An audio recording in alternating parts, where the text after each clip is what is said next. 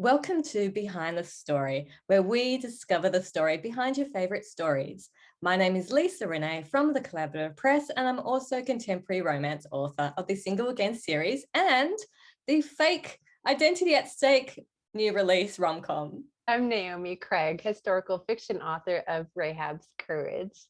So Lisa, what are you working on these days?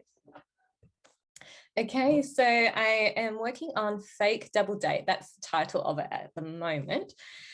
So Fake Identity at Stake came out last month, and so I'm writing the next one. And yeah, so that's been a lot of fun. I'm at 40,000 words and sort of got the complete story, and now I need to go back and add some scenes and get the word count up. But yeah, it's been a challenge because I've stepped out and started writing rom-com, like saying it's rom-com by having a rom-com cover. And then the beginning of the story, Ethan, the main character from the last book, he was really funny in the last book, and this one he was a bit of a grump to start off with. He's really annoyed with his ex-girlfriend and stuff. So yeah, so I had to go back and put some humor in there to lighten stuff up because he was just a real snot. So but now it's all good, lots of fun, lots of funny scenes. So yeah, so I'll be handing it over to you guys to help me out and see what you think. And then yeah, but it's not going to be coming out to November the 30th. Oh, that's only 2 months away, or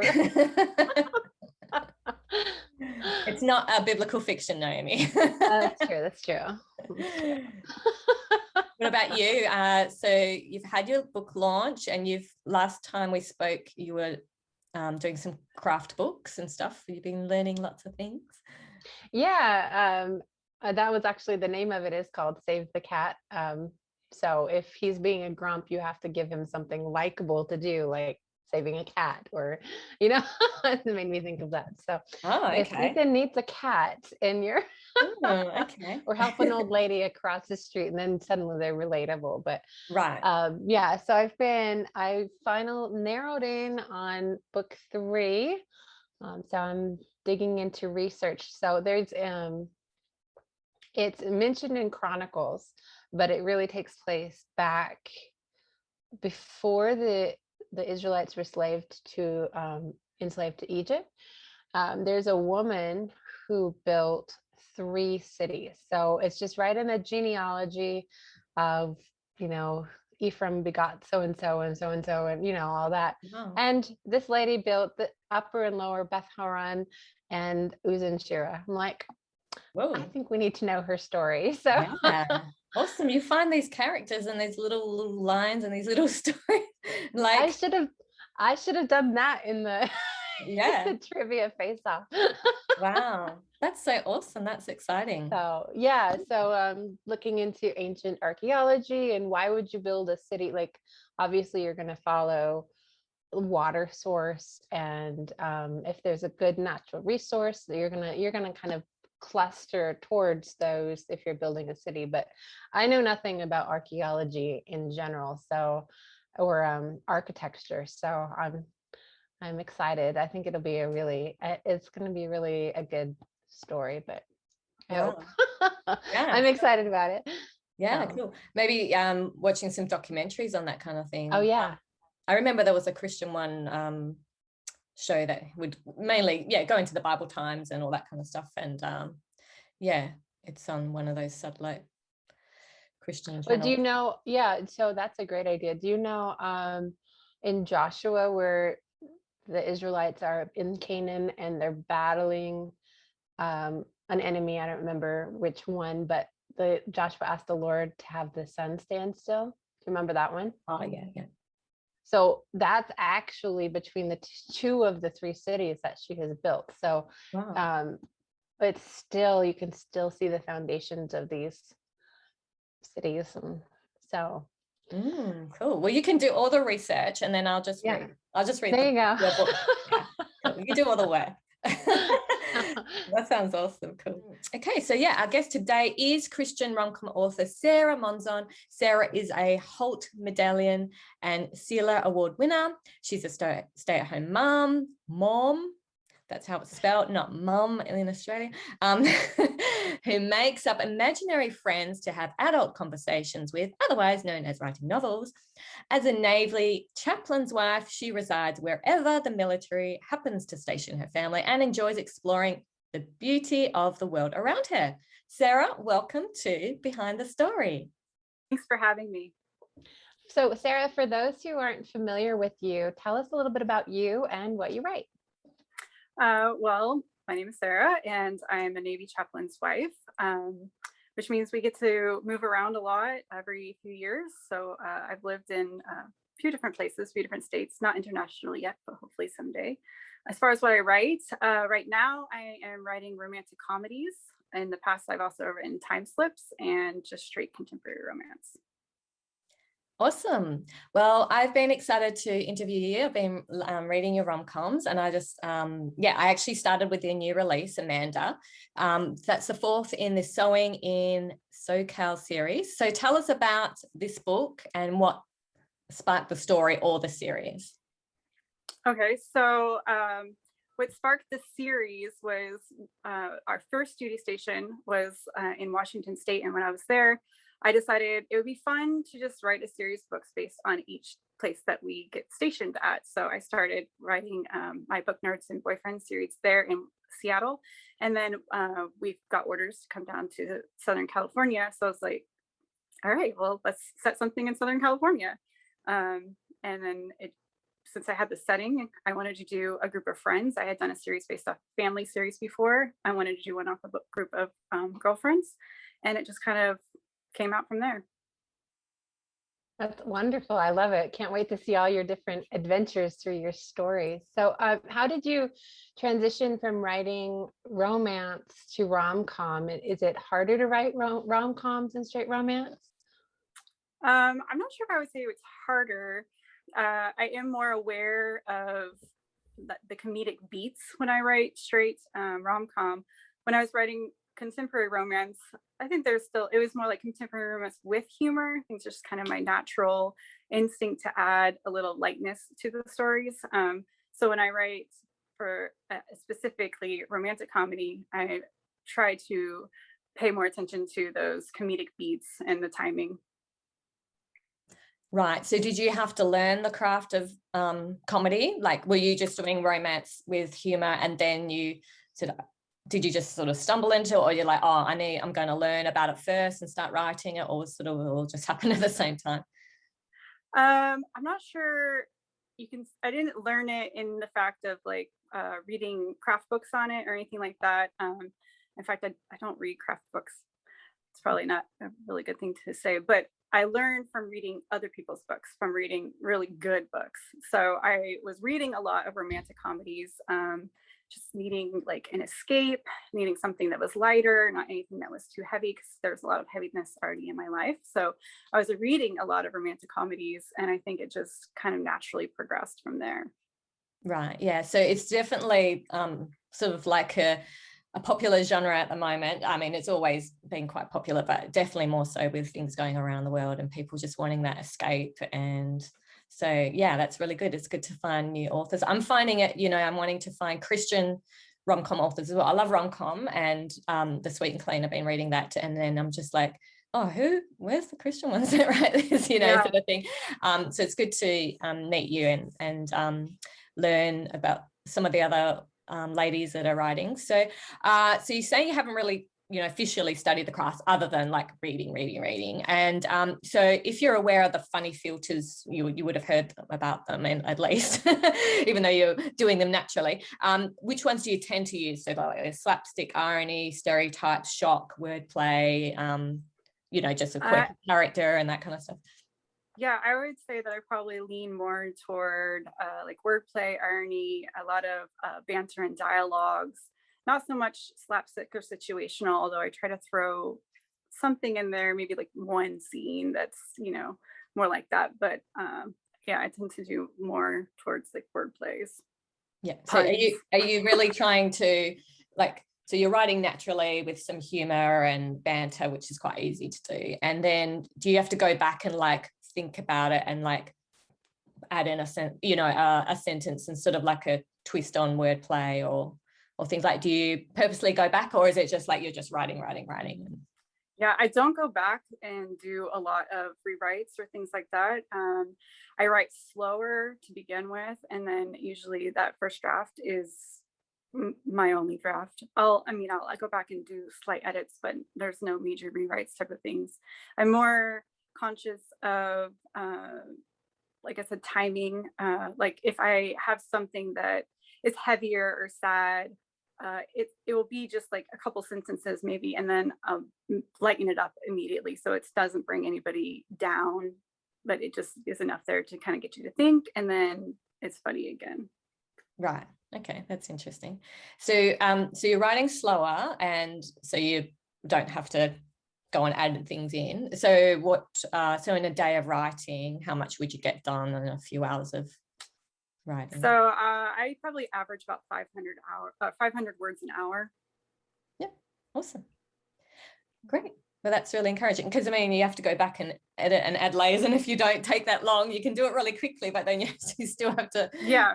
So there'll be definitely times I'll sit there for a little while just thinking of like the right word I want to use instead of just putting in a filter and then going. So like I don't do sprints very well. I know a lot of writers can get sprints done and get tons of words in, but my mind just doesn't think like that. I just get bogged down having to research a specific thing that needs to be in that sentence or something like that. But then again, then I don't have to go back and do it later either. So yeah. One more question before Naomi asks. She's like waiting. So if you, how long over, I mean, you might not write every single day or whatever, but the time that you set aside to write, I'm writing a novel this season, month or whatever, how long would it take you with that pace, 500 words an hour? Like, it depends on the length of the book. The Sewing and SoCal series are short novels, so they're about 55,000 words, and they were taking me to 3 to 4 months. Awesome. Cool. Naomi, you can ask a question. Are you done? I told you I had lots of questions. I'm still here. No, I'm just teasing. Put me on mute so I won't interrupt. Yeah, that's right. So how do you create main characters, female main characters who aren't clumsy or like over dramatic? How do you get them to be humorous and yet still believable?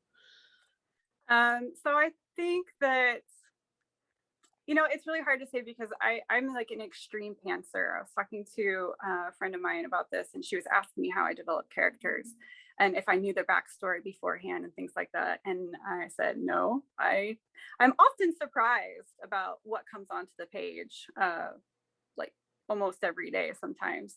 And usually I'll just start writing. I'll have the hook. I'll just think about the story for a while until I have like the first sentence, and I say, okay, this is a good sentence to start with, and then I'll just start writing from there. A lot of times I don't know a lot about the character until it develops on the page. So I'm often surprised. With Molly, I knew that she was going to be someone who basically could not tell a lie, which brings a lot of funny things when she works with children who ask her a lot of pointed questions and she refuses to lie to them. So there are definitely ways that you can find humor in everyday life with different personality types, because you just take a personality and maybe stretch it a little bit to the extreme and then throw them in situations that could be humorous. Then you don't always have to have that clumsy type of person. Yeah, I love the opening to that story of Molly with the things that she had to explain to the kids. That was also from a personal experience with my son. Oh yeah, I know what it's like to explain those things. Yes. Had sanitary items stuck all over my mirror from toddlers and tampons lying around. What's this? And it's like a little toy mouse. I wasn't like Molly. I am not going to go there and explain it to a 2-year-old. Okay. Cool. So I really like your covers. they're really vibrant and fun, and obviously they scream rom-com. I've got for my novellas like some of that sort of style. I think they call it retro, like where it's sort of Superman sort of like a pop art. comic sort of stuff. So it's a little bit, I mean, I'm seeing a lot of the covers are very plain background, and the little guy and girl with no faces and something, and it says, you know, that's the genre that's selling, have that on your cover, and that's a rom-com. But I actually don't, some of them, they're clever and good, but they're a little bit plain to me. So I really love your covers and that. So did you come up with that concept yourself, or you're contracting that out to someone? So I had an idea of what I wanted, and so I was searching through a bunch of stock photo sites, because I've done all my covers myself. So I was searching through a bunch of stock photo sites, and I couldn't quite get what I was envisioning in my head. And then I came across those illustrations, and I said, I have to write books for these. There's just, So I didn't do very much to them. I just added a title and author name and things like that. Cropped them to be the perfect size and everything. But I can't take credit for the illustrations. They're on stock photos. Yeah, it's great when it's already there, and it's it was the same. It was like hard trying to find the right little images of them, the people doing their thing, and then I found those ones, and I was like, yeah, these are so cool. But they're a little bit different. But yeah, awesome. Naomi, you can. So are you allowed to tell me which of those Sewing and SoCals was your favorite? Are you allowed to pick? That was really hard to say, because with Molly, the little girl in Molly, I used my daughter a lot as inspiration. My daughter's 7 now, but when the little girl in Molly is 4, but I used a lot of her as inspiration. So obviously that's going to have a really strong spot in my heart. I love Drew from Nicole. He kind of reminds me of my husband a little bit. And then I really just like, not really the message in Amanda, because I don't really think that there's necessarily a message, but just the fact that there aren't a lot of books that deal with people that have undiagnosed autoimmune diseases. And so I like that there's now one out there. I'm sure there's more than one, but yeah, I thought that was really clever, actually, because I heard on a podcast people saying, you know, it's good to put something like that. And, you know, there's so many people that are dealing with something, but we don't see it a lot in fiction. And I was very impressed with that. So even though it's all fun and rom-com, and she handled it very well, like her condition, but it was very clever, but also giving insight on, you know, what someone's struggling with. And so well done with that one. Cool. I like that about fiction too, because you, especially if it's not a well talked about subject, is that you can get a compassion for someone who's enduring that, or you know, of all variety of trials, you know, that I like that a lot. So where do you live? Where are you from? So right now I live in Southern California. We're stationed at the Camp Pendleton Marine Base down here, just north of San Diego. Since we're with the military, we move quite often. So I've lived in Florida and in Montana, Tennessee, Michigan, Washington, and California.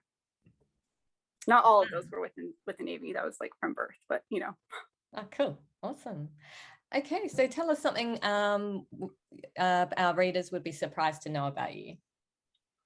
So I was thinking about this, and I thought it would be surprising to know that the very first writing contest that I ever won was in first grade.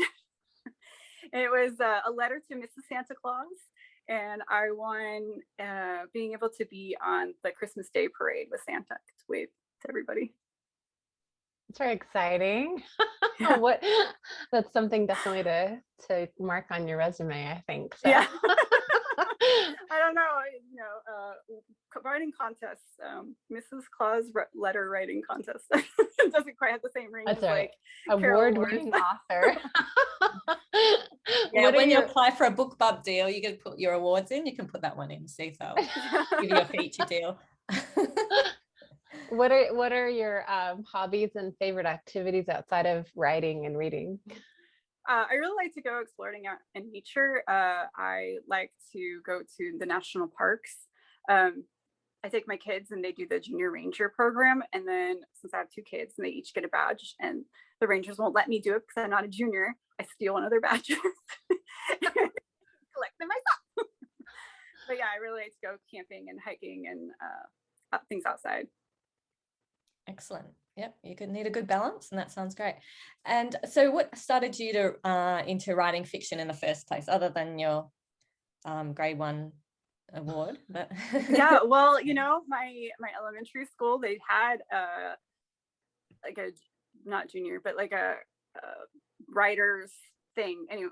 Anyway, they would select one story per grade and then like publish it in an anthology for the school.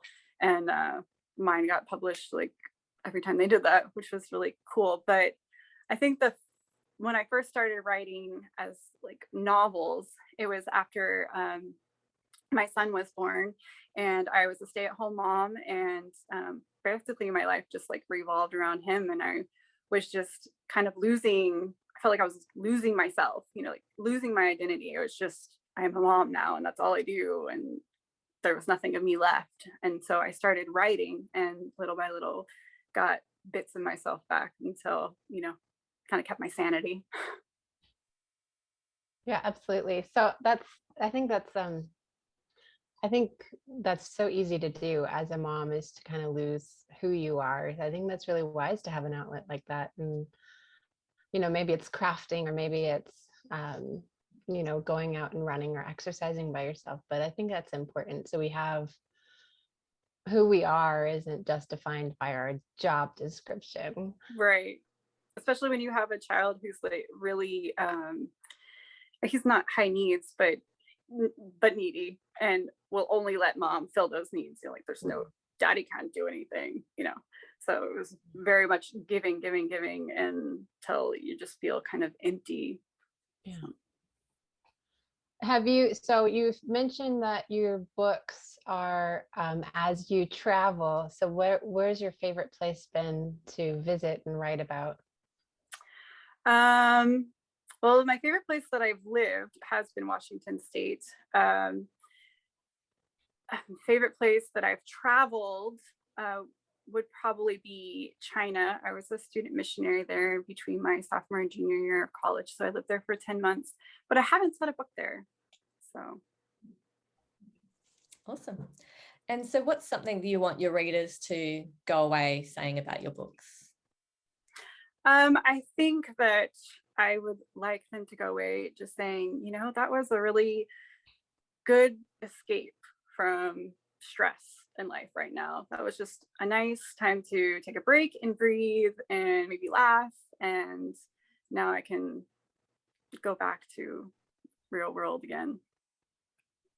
Are you part of a critique group, online, in person? Where are they from? How do you connect with them? What's your community like? Yeah, so I have 2 critique partners, Tony Shiloh and Janet Ferguson. Tony lives in Northern Virginia and Janet lives in Mississippi. I connected with them through ACFW Scribes. I connected Janet that way. So she's been with me. We've been together even before my very first book was published. So we've probably been critiquing since 2014. And then Tony, we were we would read each other's books. And when I wrote Freedom's Kiss, one of the characters was an African-American slave running away from slavery to the Seminole Indians in Florida. And I asked her if she would be a reader for me, a sensitivity reader. And she agreed, and we've been critique partners ever since, and best friends. Awesome. Yeah, we've had Tony on the show. She's just so beautiful and inspiring. So, you know, with the going into rom-com and, you know, having these rom-com covers and saying my book's a rom-com, like, do you feel pressure, like, to, you know, that people are going to pick it up and, you know, oh, this isn't funny. Not say that they're funny. Do you feel like, oh, like, is this? Oh yeah, for sure. With Amanda, I was constantly talking to Tony and being like, this is the saddest, most serious rom-com ever. And the one I'm writing right now is the same thing. It's like I'm worried that sometimes it's too sad or too serious, and so then I'll throw in something comedic. But when I go back and read it, or when I have beta readers read it, it ends up being a fairly good balance, I hope. Now, I have had reviewers that have said that it's not funny and that it's not a rom-com and that there are too many serious things in them. So obviously it's subjective. Yes, it definitely is. I mean, I watch dry bar comedy. It's clean comedy stand-ups, and just sometimes you just, obviously these people are comedians, been doing it for years. So, but sometimes you're just not in the mood, you know, yeah, for that comedian. And what's funny for somebody is just isn't funny for somebody else. My husband and I have sometimes different senses of humor. Like I don't really like slapstick that much. He thinks it's hilarious. So, I mean, obviously people are going to find different things funny. What is your favorite Christian genre to read at the moment? I read very widely. The only things that I don't like to read are horror and Amish. It's okay to say that. I would probably say that I tend to read more historical or contemporary, and definitely almost everything I read, you know, has to have the thread of romance in it. Even if it's just a small thread, it's fine. It's just something romantic. Awesome, cool. So how does your faith impact your writing? Well, some of my books are more overt as far as the Christian message, and other ones are more subtle. But as far as my own personal Christian faith and how it affects my writing, I would say that every writer goes into writing their things from their point of view, from their worldview. So being a Christian and having that personal walk of faith, it's going to get into your writing no matter what. I mean, it's how your brain works, it's your life, it's your soul, and you pour that onto the page. So whether the message in my books are overt or whether they're subtle, it's still me on there. Plus I pray before I write. Every time I sit down to write, I pray and I ask God to give me the words, give me the story. Like I said, whether that's very overt or whether that's very subtle. Sometimes I do, I'm like, okay, there's really like 20,000 words in and there's not been any faith in this at all. Is it gonna come in here?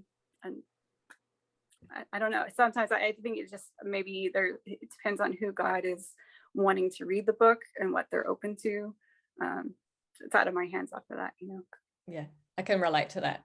You know, with my novellas in particular, it was hard to put a good spiritual arc in there as well. Like in the short, you know, it was just a promo novella for 15,000 words. So, yeah, it's sort of to get all the character arc and this and the funny and the plot, and you know, have a deep and meaningful spiritual arc. But whereas so my first in the series, Fake Identity at Stake, I was reading back on it. I wrote it last year, and then I was reading it. Wow, there's really lots of deep spiritual stuff happening with these characters. So yeah, so it's, and then going back, and then like you want to match your series to the same sort of faith level that people got that expectation. And so now my second one, it's just sort of like a different plot, and so they're not as desperately needing God to move in their situation. So, but it is a challenge to have all that consistency and expectation, and also like meeting the Christian audience, what their expectation, and there's a broad range of expectation with Christian readers, you know what I mean? So Sweet and Clean is quite easier. Yeah.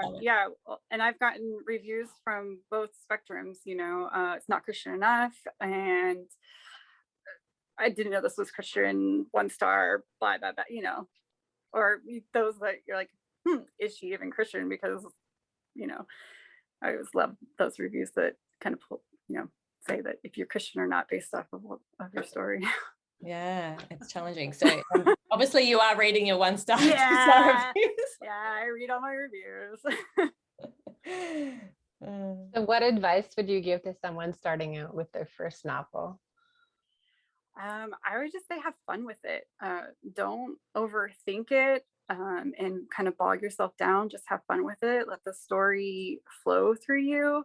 It doesn't even have to look good or read good. You can always go back and fix it. Or you can, if it's your first book, and it could be your practice book. I mean, I have a practice book. I'm sure most writers have practice books. The first one that they write, they're learning, and then it just kind of gets put in a drawer because you know it's not that great, and then you start over on something else. So yeah, I'd say have fun with it. Awesome. So Amanda came out earlier this year, and you've had great success with that series. What's up for you now? Are you creating a new series or adding to that one? So the plan is Betsy still needs her story. She's the last woman in their friend group, and she has not had her story yet. I did take a break after writing Amanda because I was just super stressed and a lot of things going on in my life. Husband was deployed, homeschooling kids, etc. So I decided I needed a bit of a break. I have just started back to writing again, but it's not Betsy. I had a story idea for a Christmas story, and I figured since I hadn't felt creative in months, like nothing, I was even wondering, I was like, well, you know, maybe this time of my life has come to a close. It's time to go do something else. I have no ideas. I have no spark. I have no interest. So when the Christmas story came to mind and I actually wanted to sit down and write it, I was like, I need to just chase this creativity now, even though it's, you know, not scheduled. That's wonderful. Well, thank you so much, Sarah, for joining us today and sharing with our audience. Where can the readers find you? I'm on Facebook and Instagram. My website is sarahmonzonwrites.com. Yeah, you can find me those social media. Also on Twitter, but not very active there. Awesome. All right. So our followers, please remember to like and subscribe our channel, and also follow Sarah and her books. We have lots of goodies linked up in the comments. Sarah is offering one winner your choice of paperback or digital if you prefer in the US. And if you're international, you can join the competition and you'll get an ebook. So that will be any of their choice, Sarah, of the series? Yep, sure. Cool. Well done. Awesome. Well, we all have a free story for you. Sarah has a Christmas novella called 12 Days of Snowman. And in the show notes, you'll also find my biblical fiction novella, On Desolate Heights, about Balaam and his talking donkey. And I also have Fake Engagement Mistake, and my green screen is coming in the background. I'm tricky. Well, thank you so much for joining us on this edition of Behind the Story. Until next time, let us run with endurance the race that is set before us, looking unto Jesus, the author and finisher of our faith. Thanks for tuning in.